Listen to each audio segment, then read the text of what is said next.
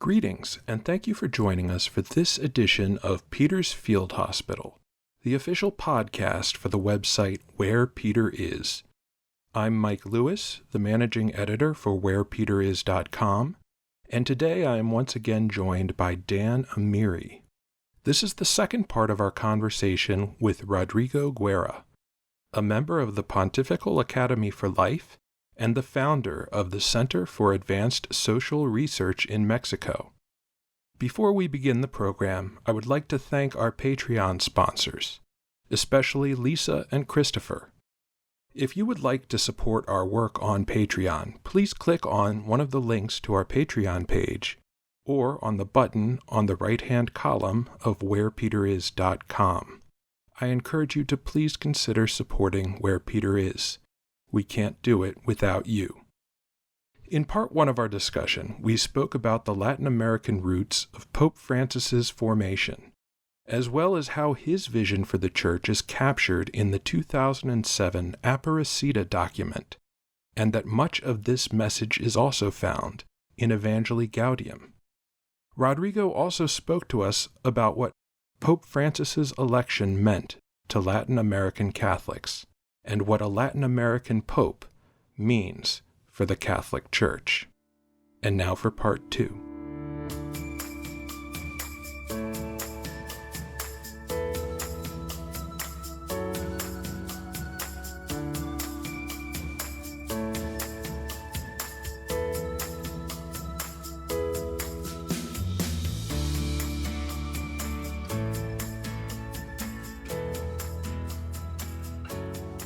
We heard some complaints about Pope Francis not too long into his papacy, and it continues to echo throughout that Pope Francis isn't an intellectual in any sort of traditional sense. And I think you kind of get a little bit of that from even what you were talking about, where maybe it's intentional. Maybe the perspective of the quote unquote intellectual is not conducive to the church today. And obviously Pope Francis is well educated. He's very much a brilliant man, but what's your response to someone who says that he's not an intellectual?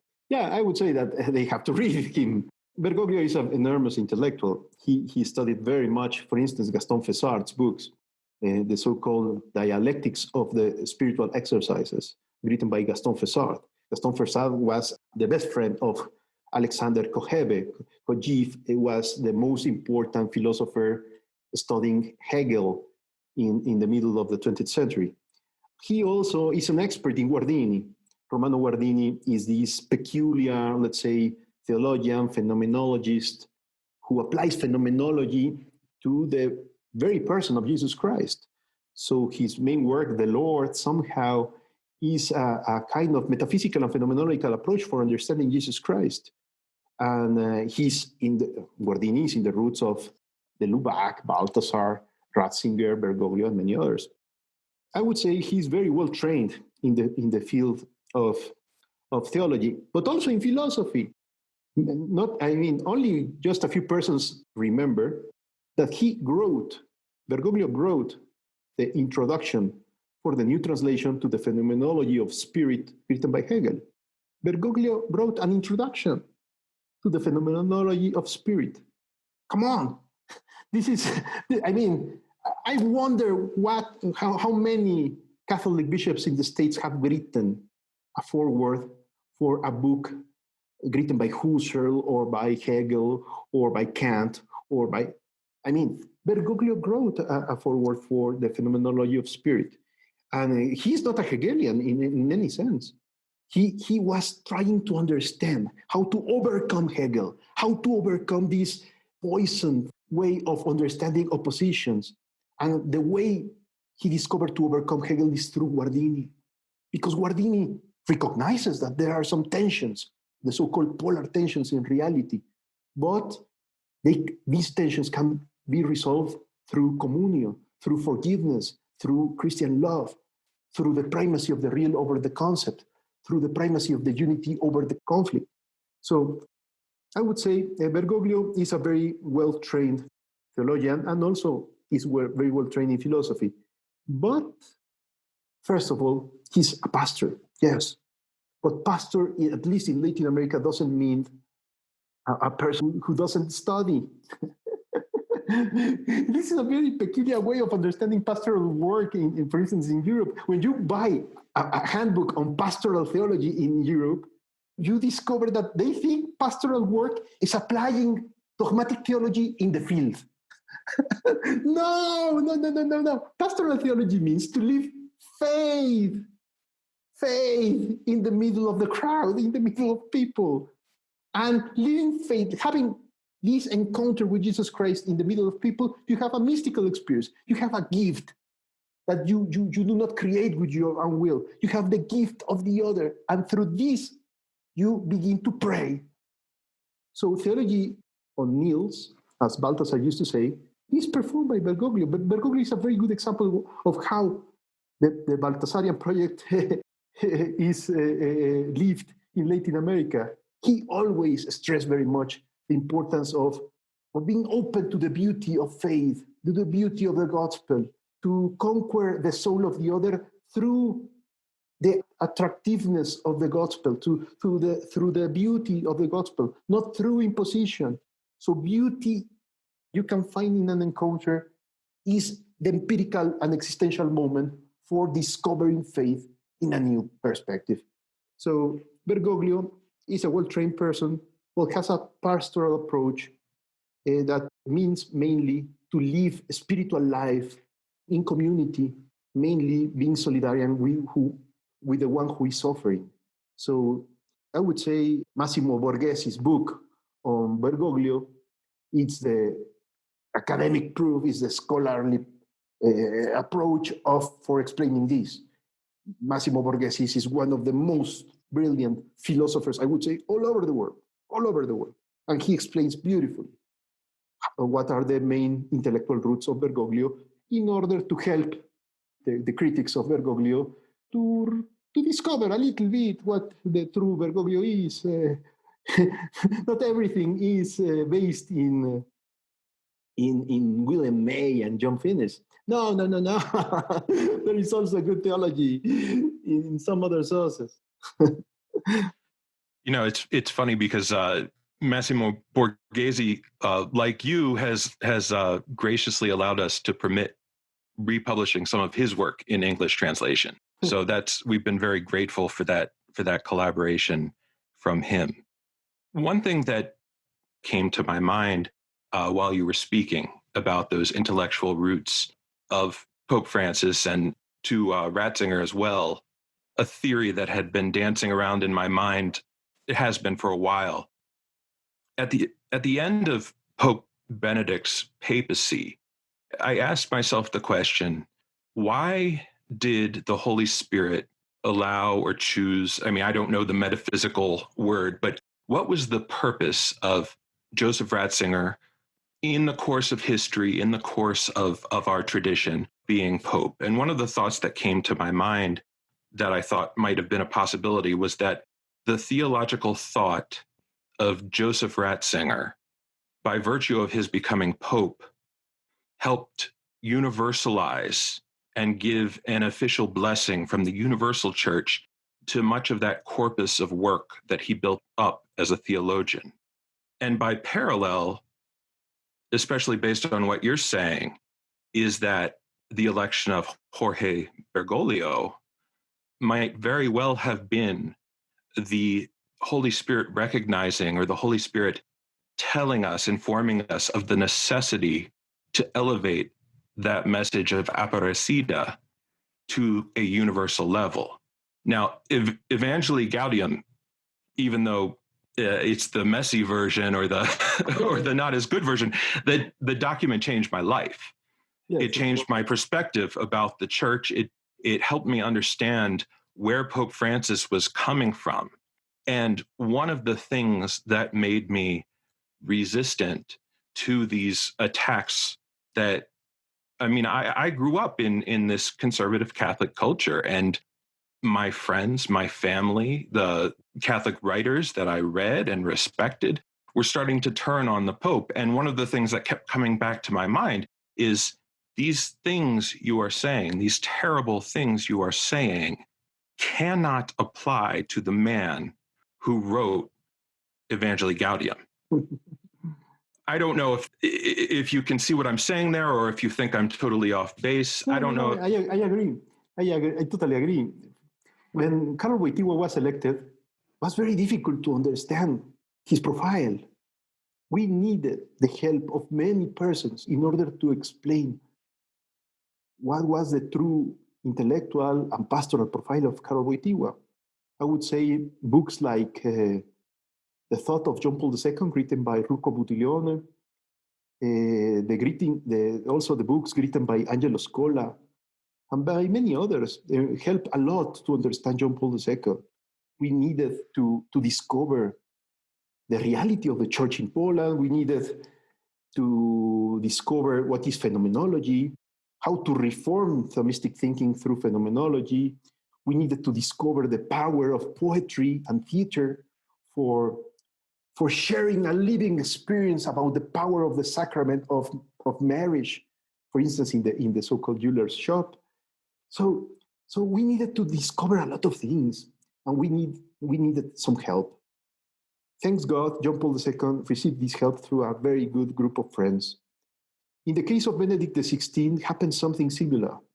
However, it was less traumatic because he was a German, and German theology was more or less studied in some places in the world. Ratzinger was an important member of the so-called Communio group. So yeah, it was a little bit easier somehow to discover, but also we needed some help. That's why we needed to read, for instance, Introduction to Christianism, written by Ratzinger, in order to grasp then the core of his teaching as Benedict the 16th. And I would say we need to make the same with Francis. We need to make the same with Francis.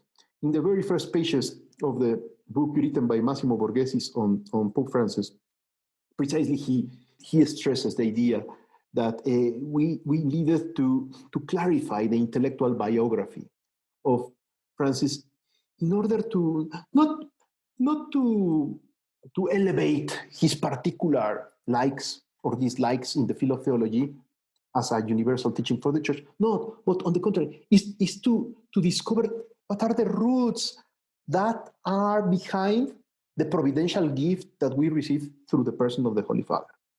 Every Holy Father is a providential gift. Tomorrow is going to come a Pope from who knows where, from the Philippines, from France, from Alaska, I don't know where. But if we rediscover faithfully the providence of God, we will appreciate John Paul II, Benedict XVI, and also Pope Francis.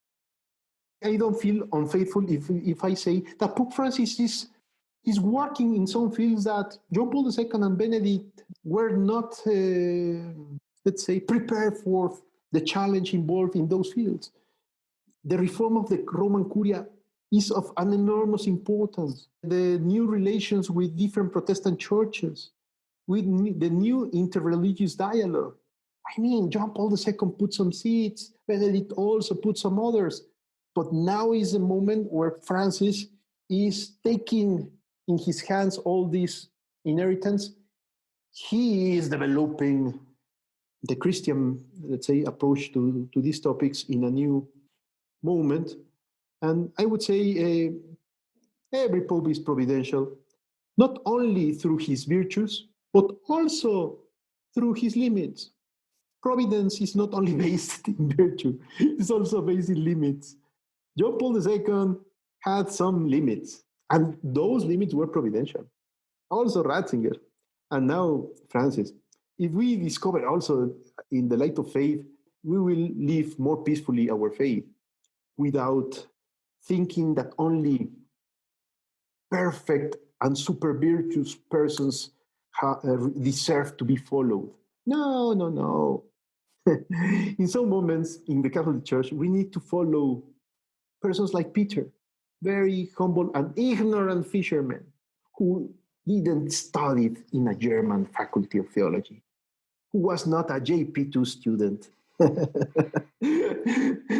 But he was the fisherman who recognized Jesus Christ as a true God, as a true Redeemer. And thanks to this recognition, Jesus promised to assist him and his successors all the time in order to support the church. I would say that the promise of Jesus Christ to support the successor of Peter is not intermittent. It's not on and off. No, the Holy Spirit is not in holidays. As beyond all things, the Holy Spirit now is somewhere in maybe he's spending time in an Airbnb or something somewhere in the world. No, the Holy Spirit is working all the time through the limited flesh of Pope Francis, and this Holy Spirit and the limited flesh, the whole thing is the gift that we received right now to live the faith in a true Orthodox way. It's interesting. You bring up Vigano, of course, and you mentioned the JB2 Institute. Now, you're a member of the Pontifical Academy for Life, and you were an advisor during the Synod on the Family. Yeah. Both of them, or just one? Were you at both in 2014? No, I was in the Extraordinary Synod in the very beginning of the whole controversy. My question for you regarding this Extraordinary Synod, first of all, why do you think he called it? Obviously, the 2015 Synod on the Family was already scheduled, so this meant that there would be two synods on the family. Why do you think Francis felt that additional attention was needed to give to the family? Was he trying to say that Familiaris Consortio, which is John Paul II's 1980s exhortation on the family, did that need updating? What exactly do you think Francis thought was at stake? Yeah, I would say family is somehow the very first school of faith. Is domestic church. I mean, it's through church. Family is through church. So if we need to renew the church, we need to begin with the roots. And the roots are not parishes, are not priests. The roots are families, true families. In family, we discover faith, we discover Catholic ethics, we discover how to behave with the opposite sex, we discover the importance of labor, we discover a sense of beauty. And so family is a school for humanists and for Christian faith. I would say this is why he asked Cardinal Casper to give a small speech in the gathering of cardinals in March 2014. This was the very beginning of the process. When Pope Francis, thinking about the importance of family, asked Casper. He knows perfectly who Casper is. He's an enormous theologian, in some moments with a different perspective from Ratzingerian perspective. So he invited Casper, and he gave a wonderful speech, stressing that family is in risk, marriage is in risk. There are a lot of wounds in our marriages and in our families that have to be healed, not condemned, but healed by the gospel. So he invited to reconsider some basic elements of contemporary marriage and family. And that's how Pope Francis invited to have in October 2014 the Extraordinary Synod.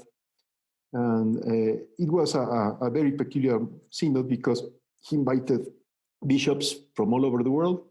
He invited bishops from their Eastern rites who were very helpful. I remember when one bishop from the East raised his hand and said, "Oh, Holy Father, this is a synod on family, and we have not talked about the families of the married priest. You know, we bishops, we receive more and more petitions for annulment of marriage from married priests because we would like to ask you, please give us a word about the importance of celibacy, because maybe we need to rediscover celibacy and priesthood in the Eastern Church." And the Pope looked at him and began to laugh, because it's very funny that in the Western Church, many persons are asking for married priests. And in the Eastern Church, they are trying to rediscover celibacy because it's not so easy to be married and to be priest. So, I mean, all these things happened there. And I would say it was a difficult moment because the atmosphere inside the synod was good. The discussions were very serious, but some persons prefer to declare, to share their opinions on the sidewalk out of the synod instead of using the time they have the right to use at a particular time for expressing their ideas. I remember Cardinal Burke and my professor, Cardinal Cafarra, preferring the sidewalk instead of using their time in the room. Come on, this was not good. This was not good. I had a big discussion with Cardinal Burke in those days, telling him, you said that there is a secret group in this synod trying to control everything. Please, Cardinal Burke, tell me, who are the members of this secret group? Because I am one of the 12 experts in this synod, and I want to know if I am maybe the secret great architect of the universe or something. And Cardinal Burke was, oh no. He at the end made a very horrible face and turned back and went away from me, because I was very worried about all these declarations. In one moment, I talked with the Pope, and it was very interesting to see his reaction. I told him, oh, Holy Father, this group is telling this other group is telling that. The newspapers are constructing a kind of alternative synod in the sidewalks, and I am very worried. And he just smiled. And I asked him, why are you so calm in the middle of this circus? Pope Francis took my arm like this and told me, you don't pray so much, don't you? So the only one who was in peace in the whole synod was Pope Francis. All the time he was peaceful, joyful, like enjoying. I was suffering all the time because I was paying attention to the different opinions, and Pope Francis was in peace. And when he took my arm and told me, you don't pray very much, don't you? This was for me totally shocking, because this is the point. When you approach to the reality of the church and its controversies with a mere political focus, you lose the point. You have to see even the most aggressive controversies in the church in the light of faith. And if you pray, if you trust in the Holy Spirit, if you recognize that Jesus Christ is present in the middle of history through the church and through the Holy Father, you do not hesitate. You are in peace, like Pope Francis. For me, so always, all the time, it's so surprising how peaceful he is. He's not like you and me trying to understand what is happening in different groups and the QAnon secret group and the conspiracy theories. No, he's not concerned in these topics. He just prays and makes discernment of spirits in the most Ignatian way, in the most Ignatian fashion. This is the most important lesson from the Synod of the Family. That's one of the things and I don't know if I'm just reading it, but this is the impression that I get, is that Pope Francis allows himself to be led by the Spirit through his prayer. Early on, I seem to think that there was he had some master plan, and he was going to surprise us a couple of years into the papacy and reveal. I mean, my initial theory is, he's giving this quote unquote liberal impression. And at some point, he's going to turn the tables. And there was actually a piece in First Things that predicted this about him, that because obviously the elements of orthodoxy were there. He wasn't saying anything that was contrary to church teaching. And so it was like, we're going to draw these people in, and then all of a sudden we're going to slam them with the truth.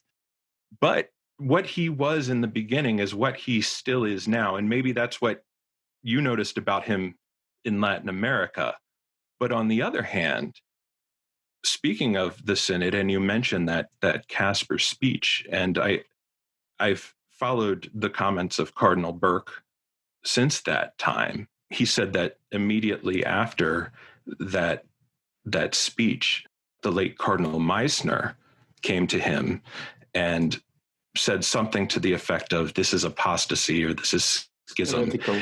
Yeah. Heretical, yeah. And from that point forward, it seemed that there was this buildup leading to the synod.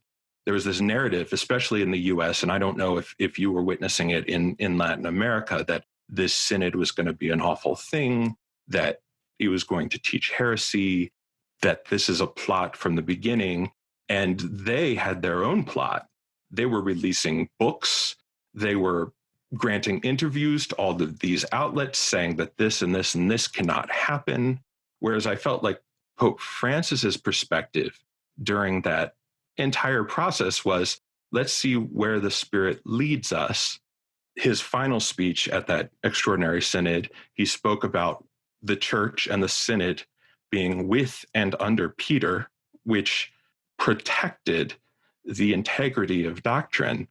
I feel like before Amoris Laetitia came out, they were hoping either that they would, quote unquote, prevail in what they had plotted to do all along, or that they would discover something that was astoundingly contrary to Catholic teaching. And what they were able to dig up was one footnote. Yeah. that to me, the entire 8th chapter, they said you can't do this in a footnote. You can't change doctrine in a footnote. And my response to that would be, A, he did not change doctrine. He applied a very, very Thomistic principle of culpability. And B, the entire 8th chapter was an explanation and a justification for exactly what he was proposing. Yes. It wasn't limited to that footnote. So I don't know if you got that same sense. And yes, precisely. The whole controversy of Amoris Laetitia. Amoris Laetitia is enormous. The 8th chapter is only the 8th chapter. And the controversies around Amoris Laetitia are focused on the footnote number 351. Come on. For me, this very first thing is very important. We are losing a lot of context when we only focus to one footnote. But let's focus on the footnote. And the footnote says something very, very simple, that we need to distinguish the focus based in law and the focus based in morals. In other words, there is a link between grave sin and mortal sin. They are very related, but they are not exactly the same. When the canon law prohibits to approach to the Eucharist, to those who live in grave sin, objective situation of grave sin, is because they make a scandal. Is because when you live in a public way contrary to the gospel, you should not approach to the Eucharist. I understand perfectly this. But when you recover the doctrine developed by Thomas Aquinas and the Council of Trent about the mortal sin, the thing is other. It's related with grave sin, but it's not exactly the same. A mortal sin needs 3 elements for being truly a mortal sin: grave matter, full knowledge, and full consent. So when you explore the topic about mortal sin, you are exploring the topic about responsibility. Responsibility. So there are some relations that we need to explore. For instance, in some occasions, a person who lives in a grave sin is not committing a mortal sin because has some attenuations, some elements in the circumstances that doesn't transform the sin into a virtue. It's still a sin, but it's not mortal. It's not mortal. It's not mortal. So Pope Francis only invites the pastors in the moment of confession or spiritual advisory to help people to discover if they are in a true situation of mortal sin or if they are in a situation of diminished culpability. So I would say this is very, very faithful to the Council of Trent. This is very, very faithful to the true understanding of Thomas Aquinas. I have been talking a lot about this topic with Cardinal Schönborn from Vienna. At the end, we conclude that some defenders of John Paul II and Familiaris Consortio first are not aware about the true intellectual profile of John Paul II, because in the philosophical works of John Paul II and also in the theological works of John Paul II, you can discover all the elements for understanding the distinction between grave sin and mortal sin, and the difference between, let's say, something objectively and from an external point of view contrary to the gospel, and something that has true link with your own responsibility when you commit, maybe with full knowledge and with full consent, something evil. So, for instance, using the Wojtyła's approach, you can discover these distinctions easily. But also using Thomistic, classical Thomistic distinctions, you can discover these. So I would say some defenders are not faithful to Thomas Aquinas and not faithful to Karol Wojtyła, John Paul II's thought. At the end, Pope Francis was not interested in these intellectual controversies, was interested on helping priests, pastors, to help the people of God to discern and to discover that maybe in just a few occasions, some persons who live in an objective situation of grave sin can approach to the Eucharist under certain conditions, for instance, without making a scandal. In my talks about this topic, I always put an example that is not a very good example, it's limited, but in some occasions helps. I put the example of a prostitute.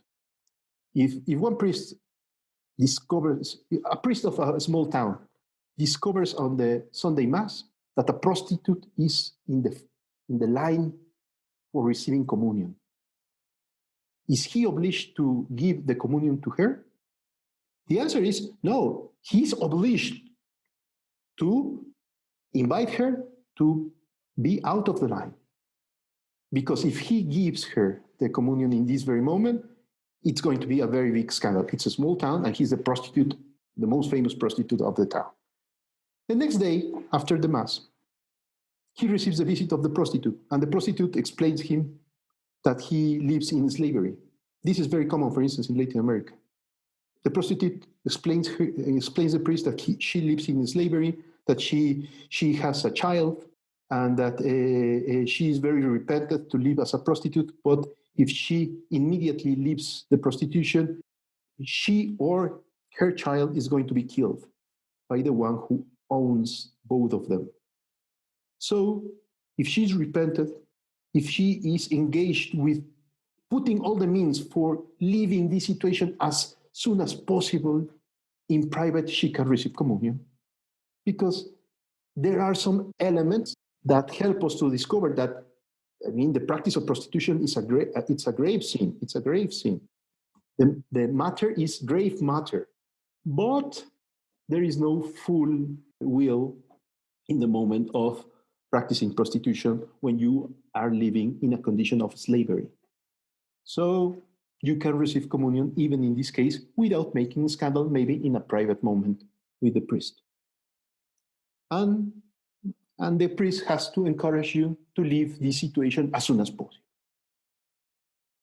You have a unique role in the church.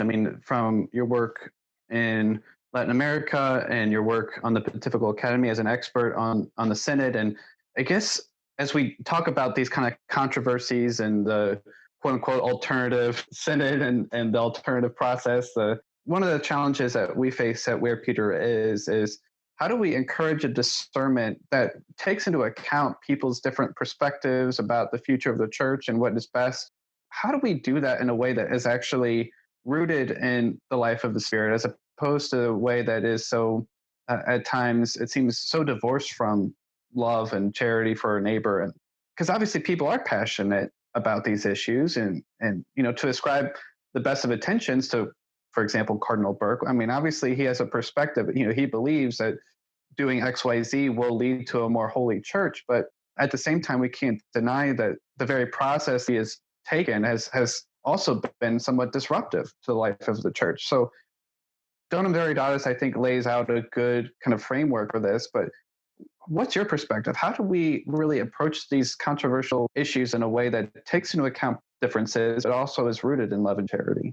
Yeah, I would say maybe you said part of the answer, putting in first place charity. If we need to say the truth, but we feel the temptation of saying truth without charity, it's better to keep our mouth closed, because we can destroy persons through the truth if it's not with charity. Charity without truth is irrational, but truth without charity is despotic, is violent. The link between charity and truth has to be maintained all the time, has to be linked all the time. This is, let's say, the theoretical approach. In concrete terms, I would say in all our discussions, we need to open a door always for our adversaries. We need to leave always a door open. For instance, I had a very important discussion, public discussion, with Jarek Mereszki. He's professor of the John Paul II Institute in Rome. He's in charge of the Karol Wojtyła Chair of Ethics there. And we had an enormous discussion in Vatican Insider, and then we jumped to Sandro Magister's newsletter. And he was trying to say that Amoris Laetitia has some problems. For instance, he criticized very much my concept of creative fidelity.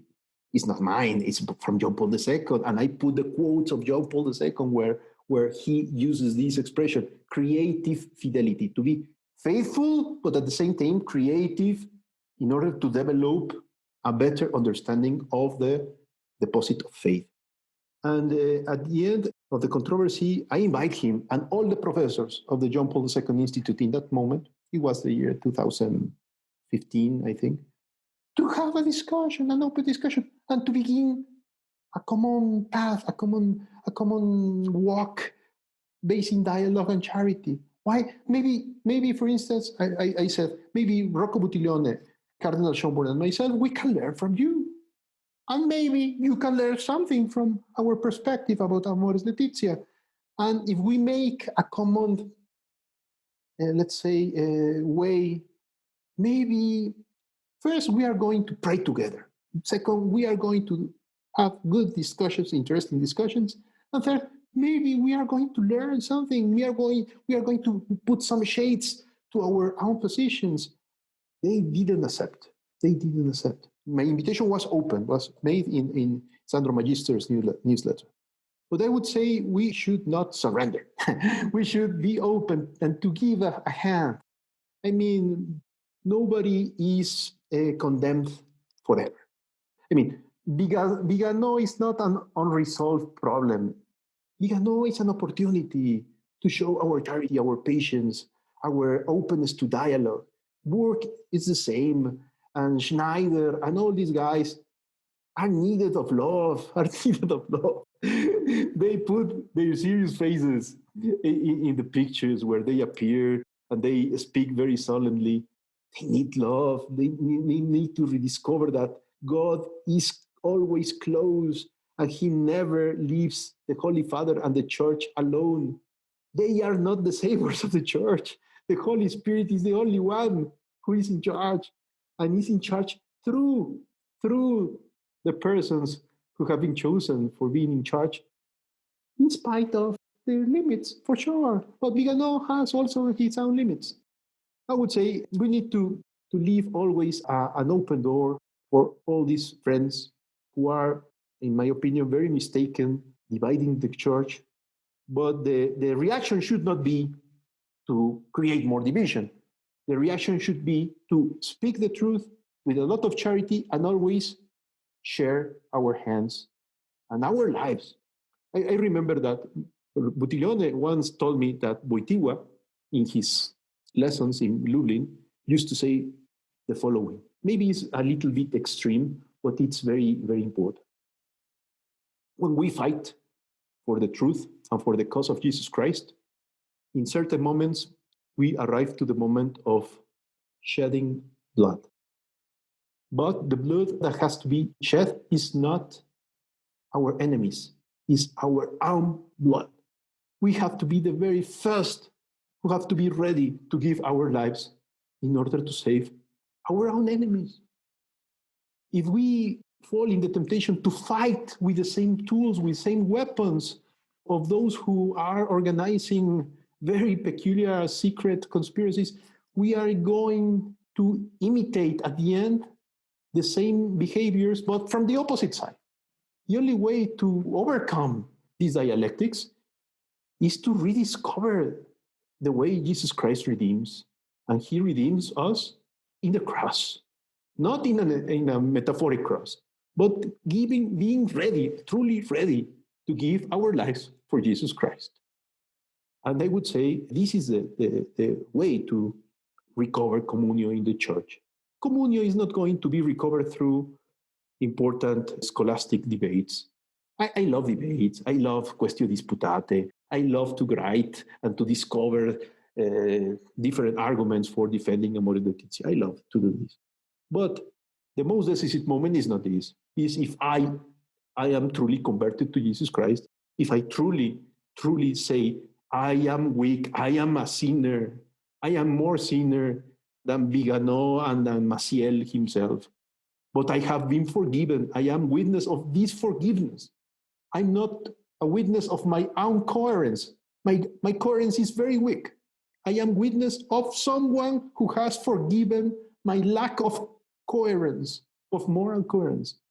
And thanks to this, I am ready to give my hand even to my enemy, even running the risk that my hand is going to be cut by him.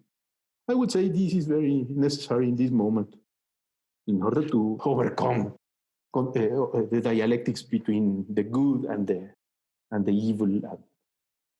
And I think this is one of the things that those of us who do defend Pope Francis need to always keep in mind.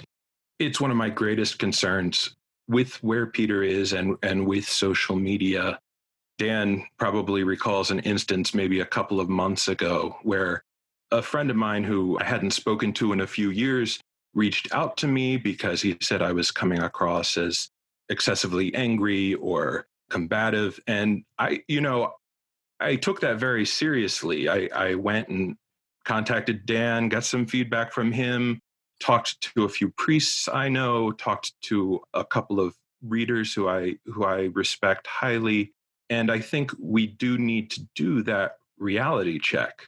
I mean, for me, a lot of this, the reason why I started this website, because some of the criticism we get, especially from the left, is who are these people? They have, it's like, I don't know anyone that's like this. There's an old, I think it's an apocryphal quote from a New York journalist back in the 70s or 60s.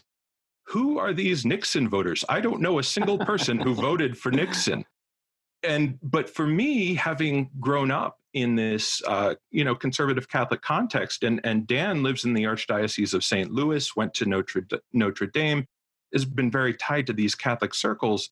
These are the people that we know and love who are being persuaded. They may not have ever read Amoris Laetitia, but they are watching EWTN. They're reading these sources. They're hearing that Pope Francis is teaching error, or that he's a heretic, or that he's a bad pope. And I don't get angry at the people who are falling into these traps, but I do find myself getting angry at their ringleaders from time to time because of the effect that they're having. And I need to realize, and actually regarding Cardinal Burke, I wrote 2 pieces about him. I had been following his statements for a long time.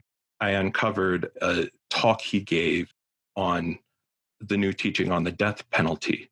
But he was giving a presentation to a group of lay catechists. I don't know if you read this, and he told them that the new catechism teaching was the teaching of Pope Francis as a man.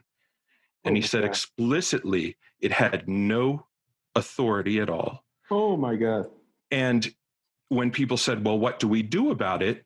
He said, I would buy a copy of the catechism as it is and keep it in a safe place. And And I mean, I'm even getting worked up right now. And then the second piece I wrote, because I was collecting these statements where he said, Evangelii Gaudium was not part of the magisterium. He said, Laudato Si was not part of the magisterium. He said, he's up to 6 documents now, because when I wrote it, Querida Amazonia had not yet been released, but since then he has said that it's not a magisterial document. He's denied the magisterial nature of 6 documents. And this is so clearly contrary, in addition to the Fatima conspiracy theories. Now he's talking about microchip implants during vaccines. Yeah. And I admit it to some degree gets under my skin, mainly because he's given a free pass by a lot of our media. Either he's ignored, or on the other side, they just brush it off and say, well, he's, really faithful. And there are other characters, Michael Voris, Taylor Marshall, not to name names, but I am, that are the ringleaders of this movement. And I don't question that their motives are sincere. Some of them are profiting, some of them are gaining fame out of this, some of them are being treated as heroes as a result. But I think they mean what they say. But even towards them, I agree with you that charity needs to be shown.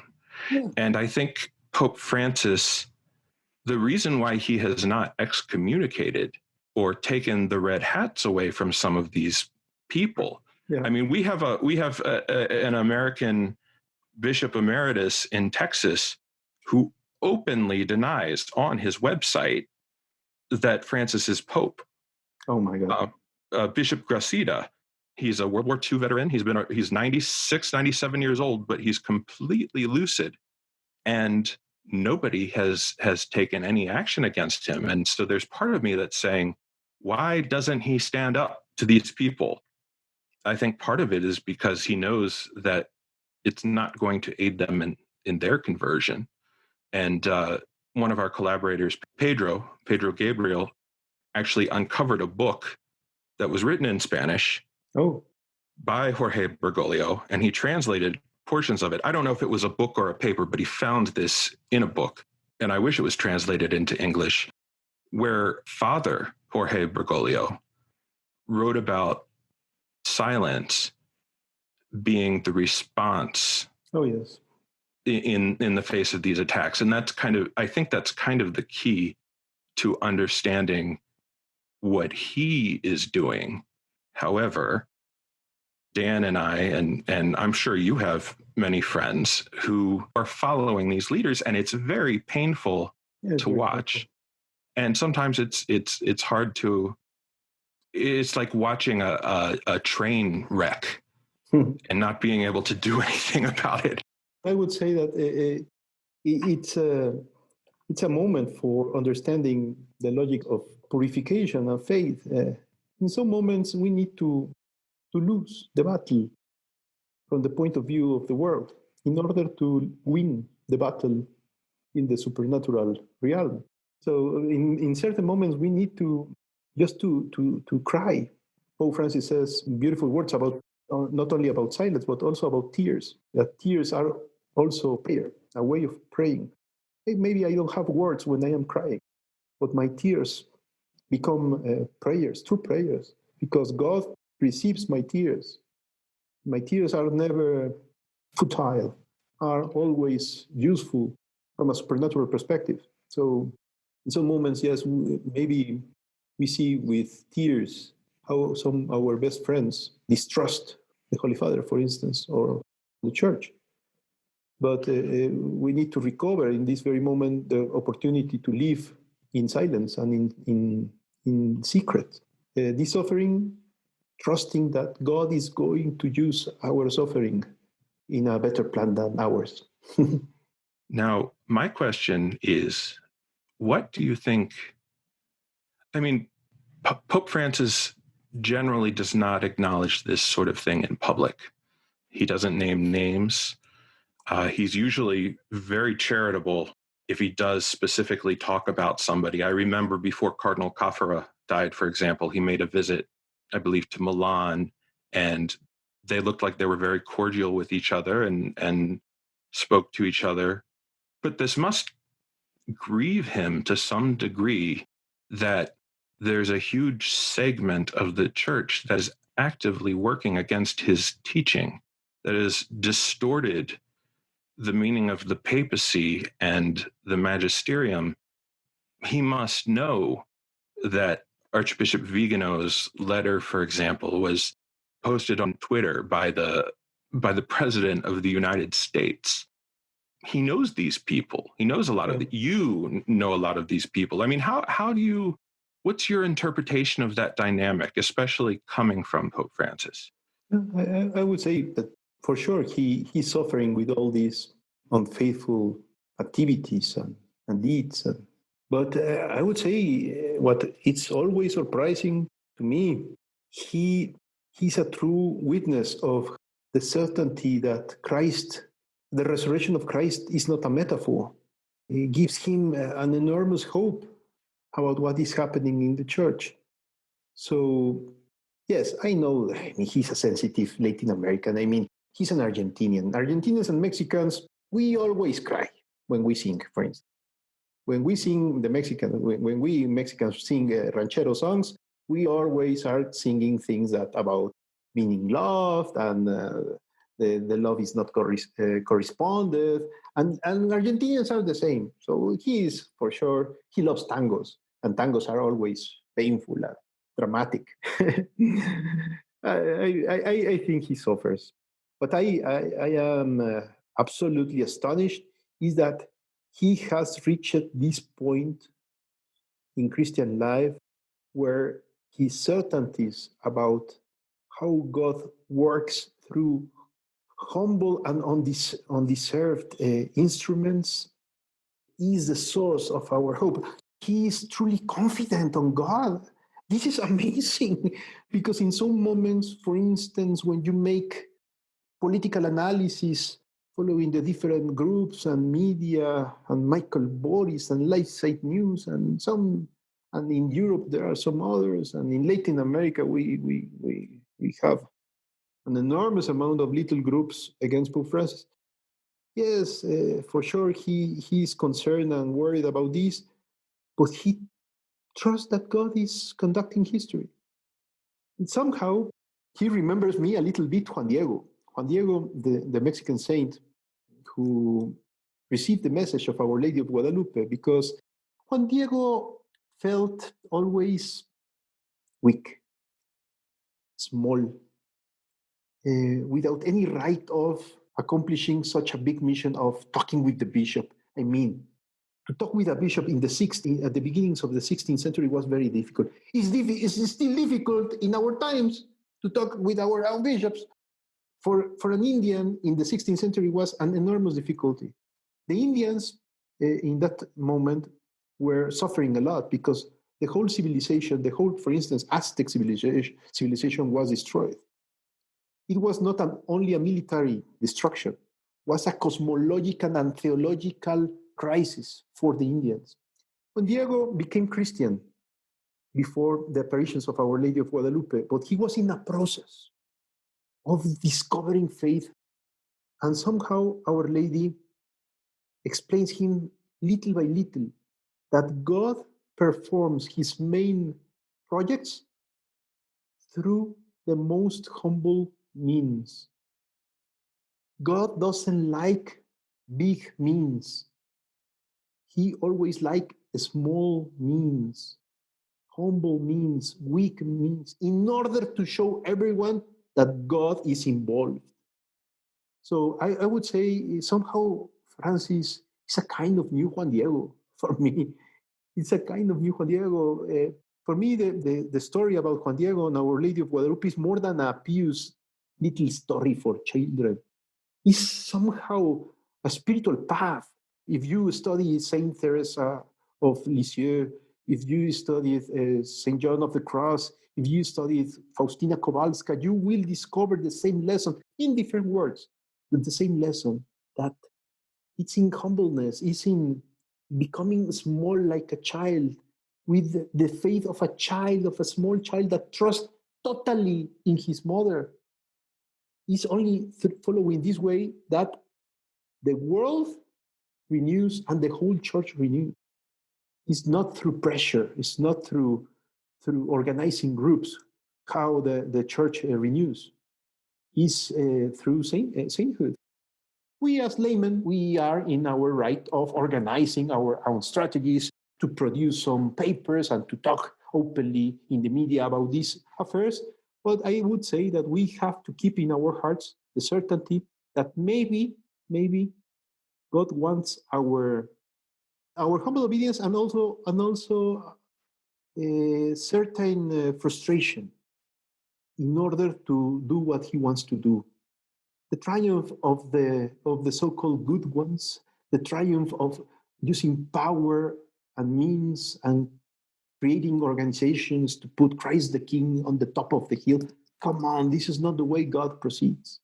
Christ the King is the Christ of our hearts, first of all, and our hearts are conquered by Christ when the heart becomes aware about its own sins and asks for forgiveness. This concludes part 2 of our conversation with Rodrigo Guerra. Please join us in the upcoming days for part 3, when we discuss Pope Francis and the future of the Catholic Church. If you enjoy these podcasts, I would ask you to please consider becoming a Patreon sponsor for Where Peter Is. Your support is what makes our work possible. Until next time, God bless and take care.